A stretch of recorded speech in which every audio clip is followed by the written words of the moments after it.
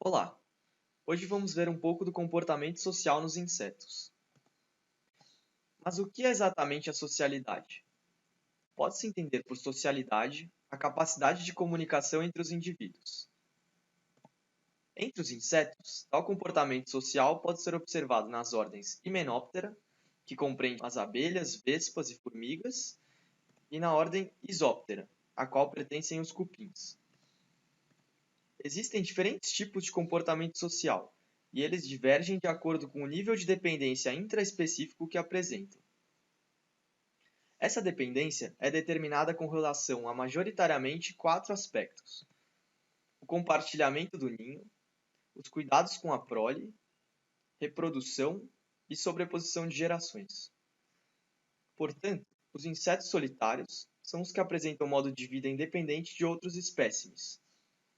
A presença de dependência em qualquer dessas esferas determina então a presença de algum tipo de socialidade nos insetos. Nesse vídeo, vamos focar na eusocialidade, uma vez que é a forma de organização social de maior complexidade encontrada em insetos. A eusocialidade é a categoria onde se encontram os organismos com maior grau de dependência intraespecífica, comportando-se muitas vezes como um único superorganismo, onde cada indivíduo pode ser comparado a uma célula de um animal. Nessa categoria, os insetos possuem um ninho comum, o cuidado para com a ninhada é feito de modo cooperativo, os indivíduos estão organizados em castas com diferentes funções na colônia, entre elas a reprodução, obtenção de recursos, proteção do ninho e a sobreposição de gerações. Agora, vamos ver alguns exemplos de grupos que apresentam a eusocialidade. As formigas pertencem à ordem Hymenoptera e são o maior grupo de insetos sociais existente. Estão incluídas em uma única família, Formicidae, com 12.585 espécies descritas, e são divididas em duas castas, a casta reprodutiva e a casta operária.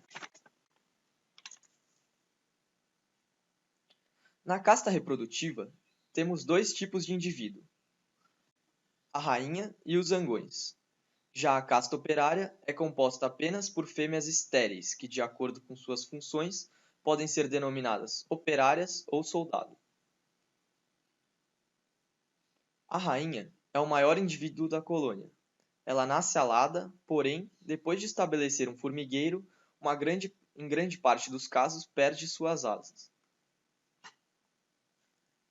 Ela é a única fêmea fértil do formigueiro, portanto, a única capaz de reproduzir, e essa é sua única função. Por esse motivo, ela é alimentada e protegida pelas demais formigas. Os machos da colônia, os zangões, são alados e também têm como única função acasalar. Contudo, morrem após a fecundação. O acasalamento ocorre no chamado voo nupcial, onde rainhas de diferentes colônias, porém da mesma espécie, se encontram com os zangões. Após fecundadas, as novas rainhas cavam um buraco e selam-se dentro dele para dar origem à nova colônia. As operárias são os menores indivíduos do formigueiro. Elas têm como função a obtenção de alimento e outros recursos para toda a colônia. Já os soldados possuem a função de defesa do formigueiro contra possíveis invasores. As formigas são insetos holometábulos, isso quer dizer que possuem metamorfose completa.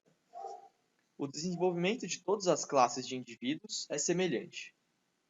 Todos emergem de um ovo, que dá origem a uma larva. Essa larva, por sua vez, forma um casulo, onde permanece por algumas semanas na forma de pupa, até emergir como um adulto. Contudo, a diferenciação das diferentes castas se deve à variação na alimentação na fase larval. Caso a larva seja melhor nutrida que as demais, ela provavelmente se diferenciará em rainha. A nova rainha sai da colônia para acasalar e formar um novo ninho. Uma vez estabelecida a nova colônia, a rainha permanece nele pelo resto da vida. Já pararam para pensar como as formigas conseguem se organizar de maneira tão complexa? Existe algum tipo de comunicação entre elas? Os feromônios são importantes para a organização da colônia. É através desses compostos químicos que as formigas transmitem sinais de alarme, coesão, recrutamento e marcação de trilhas. Cada colônia possui um odor diferente, o que permite a identificação de companheiros da colônia e a exclusão de possíveis invasores. Além disso, as formigas ainda conseguem se comunicar através de toques das antenas, já que a antena é um órgão sensorial. Apesar de esses serem os meios mais comuns de comunicação, há algumas espécies que, além dos feromônios e antenas, utilizam também a produção de sons para se comunicar. As formigas não são capazes de escutar, mas podem perceber as vibrações do substrato através de suas pernas. Esse sistema tão completo e complexo de comunicação permite que as formigas recrutem rapidamente as operárias ou soldados para as funções que se apresentam mais urgentemente. Isso otimiza o desempenho do formigueiro em todas as funções, seja defesa, busca de alimento ou até superação de barreiras. Podemos ver no trecho a seguir como a comunicação entre as formigas pode fazer com que elas se comportem como um superorganismo, como se a colônia fosse um único ser e os indivíduos suas células, aumentando a eficiência dos trabalhos e aumentando a aptidão de todo o grupo.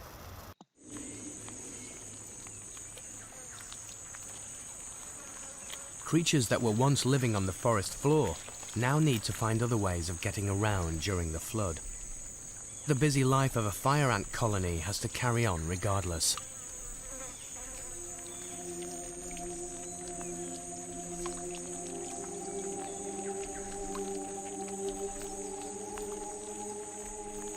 By linking legs, the worker ants create a living raft, supported by the surface tension of the water.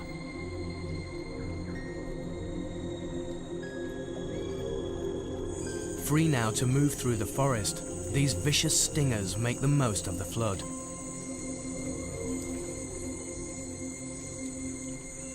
They use it to spread to other parts of the Amazon.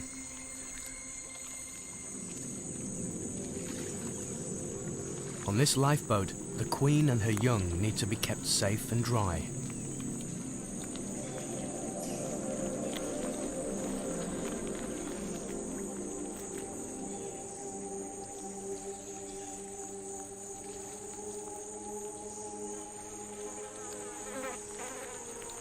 But there's no getting away from hungry fish.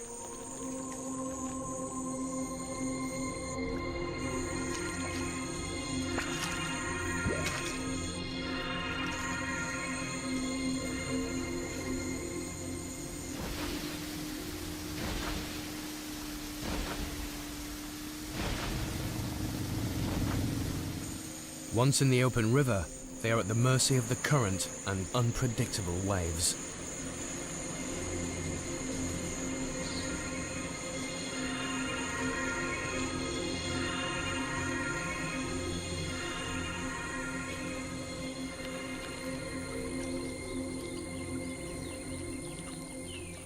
If they are lucky enough to hit land, the soggy ants disentangle and disembark, unloading the family as they go.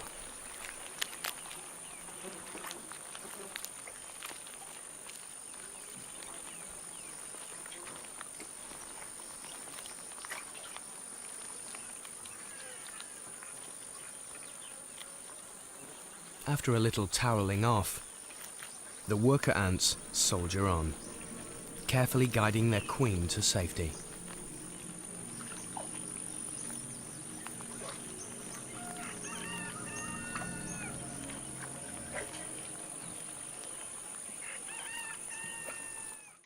Os formigueiros podem ser de diversos tamanhos, como por exemplo, este formigueiro gigante encontrado no Brasil, que possui aproximadamente 8 metros de profundidade. Há também diferentes espécies de formigas que constroem seus ninhos em locais variados, como por exemplo na terra, troncos de árvore e até mesmo no interior de paredes residenciais. As colônias são normalmente subdivididas em câmaras, denominadas panelas. Cada panela tem uma função específica, de maneira que há diferentes câmaras para diferentes necessidades, como armazenar alimentos, abrigar a rainha, eclodir os ovos, incubar as pupas, proteger a colônia, descartar os resíduos de indivíduos mortos, entre outros. Como possuem diferentes funções, as câmaras variam em tamanho e temperatura. Agora vamos entender as abelhas um pouco melhor. As abelhas também pertencem à ordem Hymenoptera, superfamília Apoidea, com aproximadamente 20.000 espécies distribuídas em várias famílias. A grande maioria das abelhas possui hábito de vida solitário ou subsocial, sendo que apenas uma família possui grupos que podem ser considerados eusociais, a família Apidae. Da mesma forma que as formigas, as abelhas eusociais estão divididas em duas castas, reprodutiva e operária. A casta reprodutiva também é composta pela rainha e pelo zangão. Porém, a casta operária é composta por apenas um tipo de indivíduo, as operárias. Seu comportamento, novamente, é semelhante às formigas, uma vez que a rainha dá origem a todos os indivíduos da colmeia, exerce apenas a função reprodutiva e é alimentada e protegida pelas operárias. As operárias, no entanto, acumulam as funções de proteção do ninho, obtenção de recursos, cuidado com a prole e produção de mel e cera. A formação de uma colmeia se inicia com a rainha. Ao se estabelecer em um novo local, ela obpõe apenas alguns ovos, todos eclodindo fêmeas, que se tornam os primeiros operários da colmeia. Essas operárias passam, então, a cuidar da rainha e das próximas larvas de maneira integral e a provê-las para que a colônia possa expandir. Caso haja algum problema com o local da colmeia, as operárias podem transportar a rainha e os jovens e estabelecer um novo ninho. Rainhas envelhecidas perdem a dominância e algumas operárias botam ovos não fertilizados que eclodem zangões. Esses zangões fecundam uma fêmea e ela se torna rainha de uma nova colmeia. Alguns grupos de abelhas passam por uma fase adormecida no inverno, se alimentando de comida armazenada na colmeia e permanecendo umas próximas às outras para preservarem calor corporal. As rainhas, assim como nas formigas, se diferenciam pela dieta e cuidados privilegiados enquanto larvas. Se tornam rainhas as larvas que se alimentam de geleia real por toda a duração do período larval, enquanto a operária é a larva que se alimenta de geleia real por poucos dias e depois é alimentada com um alimento menos nutritivo, é uma mistura de mel e pólen. Os machos são originados de ovos não fertilizados e sua única função é acasalar. A rainha mantém a tranquilidade da colônia utilizando feromônios secretados por suas glândulas mandibulares. As operárias lambem esses compostos e passam o feromônio no corpo para transmitirem aos outros indivíduos. Além disso, esses compostos inibem o desenvolvimento dos ovários nas operárias. Algumas abelhas utilizam também estímulos visuais para a comunicação. Um desses recursos é a dança. Algumas abelhas podem usar a dança para mostrar a um indivíduo onde encontrar um recurso, e a intensidade da dança pode demonstrar a quantidade e qualidade desse recurso. Podemos ver a incrível capacidade de comunicação das abelhas nesses dois trechos de documentários, um deles produzido e veiculado pela Discovery Channel e o outro de autor desconhecido.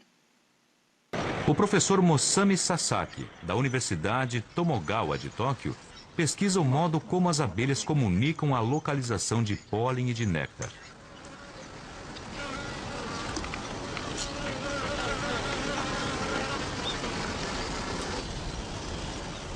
Ele coloca primeiro um alimentador artificial a cerca de 100 metros da colônia. As abelhas que vão ao alimentador são premiadas com água açucarada. A primeira abelha que visita o alimentador é marcada de azul. As outras abelhas e os cientistas vão prestar muita atenção nela quando ela voltar à colmeia.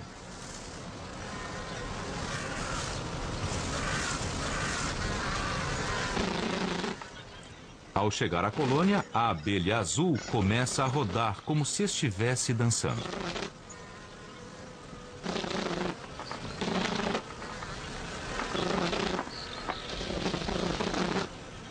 As abelhas que assistem à dança são marcadas de laranja. As abelhas laranja logo saem da colmeia.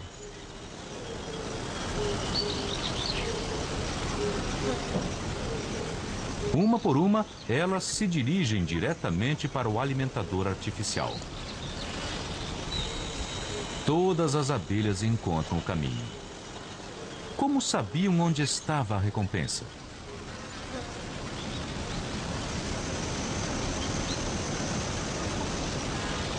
A abelha azul transmitiu essa informação às outras de alguma maneira. Cientistas como o professor Sasaki acreditam que as abelhas se comunicam através do som de suas asas. Mas que tipo de informação é transmitido pela vibração das asas?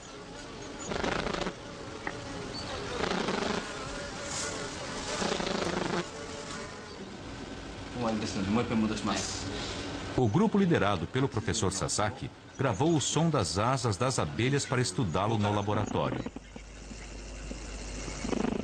O professor Sasaki acha que o som produzido pela vibração das abelhas indica a distância da colmeia até a fonte de alimento.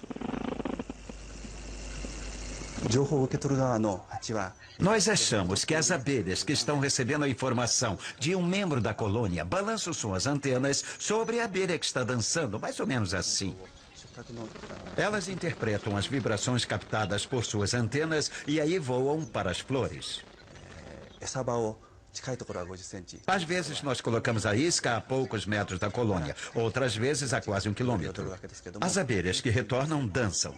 Já identificamos que se dançam por 1 segundo, a fonte de alimento está a uns 700 metros da colmeia.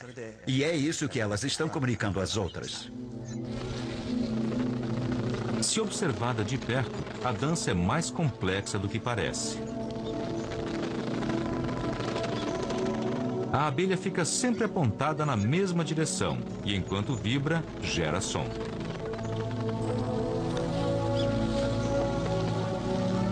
Usando apenas uma linguagem corporal, a abelha indica exatamente onde está o néctar.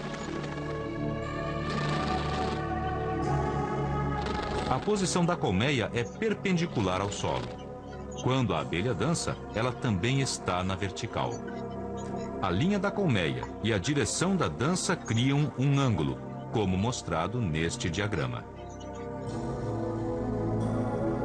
Ao mudar a linha para a direção do sol, os cientistas descobriram que a abelha aponta diretamente para a fonte de alimento.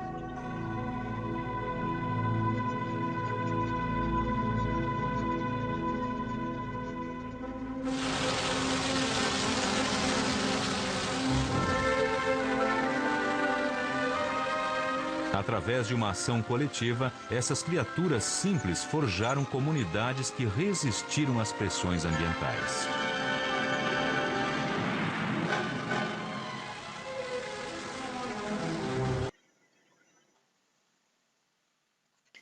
Neste primeiro vídeo, vimos a transmissão de informações para otimizar a busca por alimentos.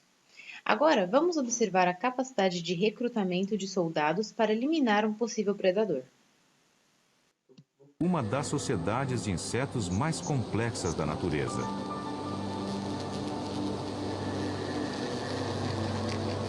A população desta colônia é de 10.000 abelhas. Existe um rígido sistema de castas que mantém uma clara divisão do trabalho.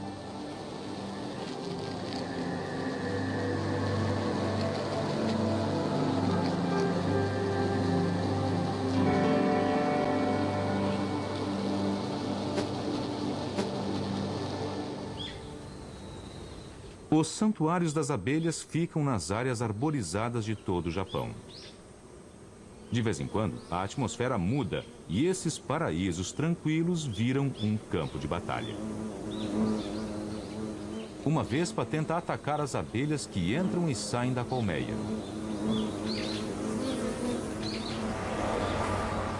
Ao ouvir o ruído das asas da vespa que vibram, as abelhas iniciam uma dança de guerra, sacudindo seus corpos e batendo as asas numa atitude agressiva.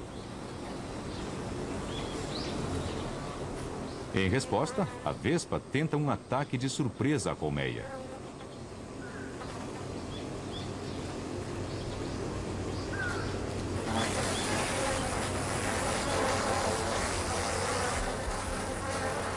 A vespa é muito maior do que as abelhas. Mas as abelhas têm um forte sentimento territorial.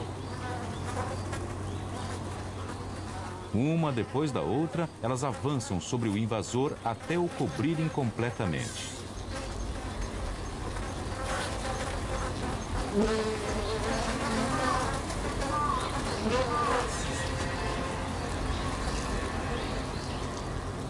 Uma câmera sensível ao calor revela que as abelhas que se agarraram à vespa se aquecem cada vez mais.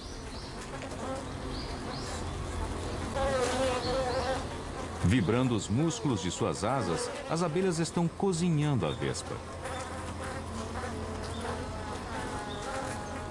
Quando a temperatura chega a 45 graus centígrados, a vespa morre.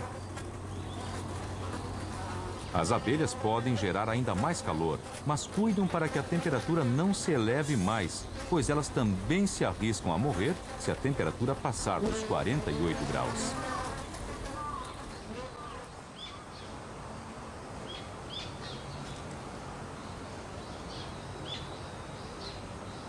Esse ardiloso método de defesa permite que as abelhas vençam inimigos de maior porte do que o delas.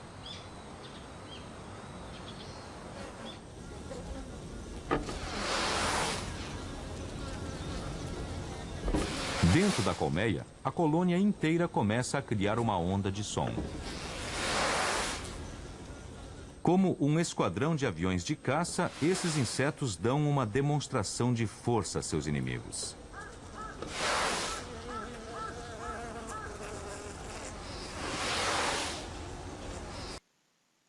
O grupo dos cupins é o único fora da ordem Hymenoptera que é considerado eusocial.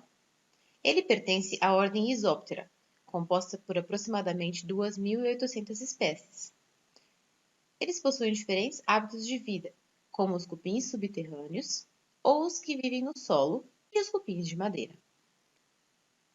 Assim como os demais insetos eusociais, possuem uma caça reprodutiva e uma estéril.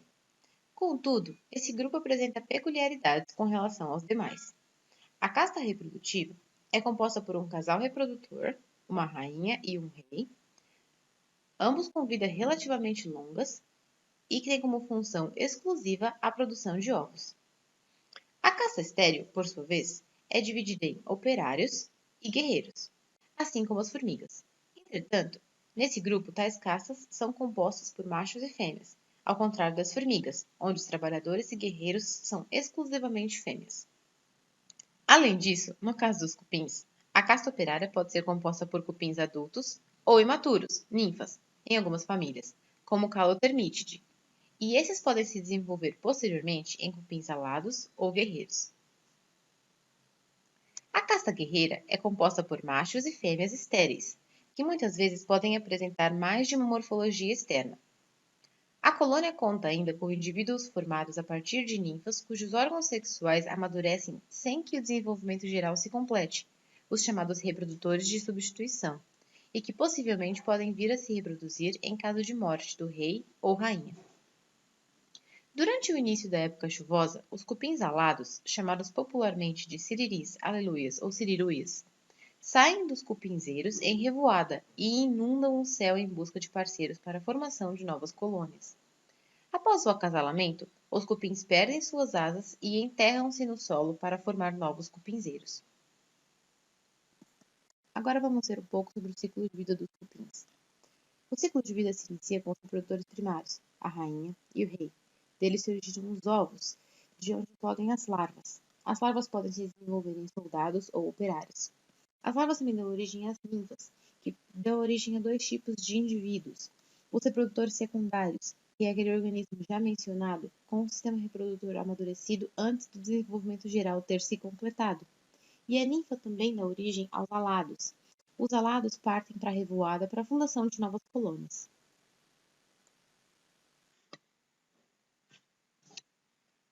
Tendo em mente a teoria da seleção natural e que a evolução ocorre ao nível de espécie, como o comportamento social em insetos foi selecionado se ele impede que cada indivíduo perpetue seus próprios genes?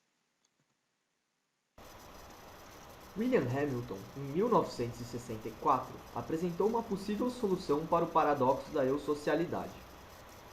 Sua teoria parte do princípio de que irmãos compartilham 50% de seus genes. Portanto, como a similaridade genética é alta e como todos os indivíduos de uma colônia são irmãos, isso faz com que a prole de um irmão carregue também grande parte da informação genética do irmão não reprodutivo. Sendo assim, assegurar que o irmão seja reprodutivamente bem-sucedido e melhor sucedido que os demais se torna vantajoso para o irmão não reprodutivo. Este processo é conhecido como seleção de parentesco.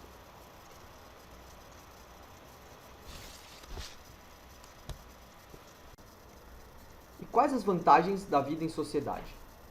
Existem muitas vantagens ecológicas no modo de vida social. Um ninho compartilhado proporciona uma maior segurança com a prole, já que facilita a defesa contra invasores e permite que o cuidado dos jovens seja feito por diversos indivíduos, otimizando ambas as funções. Vale ainda ressaltar a maior eficiência nas atividades fundamentais para a sobrevivência da espécie que a divisão em castas propicia, uma vez que os organismos são especializados em determinada função, como obtenção de recursos e reprodução. Além disso, a vida em sociedade permite também o armazenamento de recursos valiosos, permitindo que os indivíduos tenham tais recursos disponíveis por longos períodos, mesmo em momentos de escassez.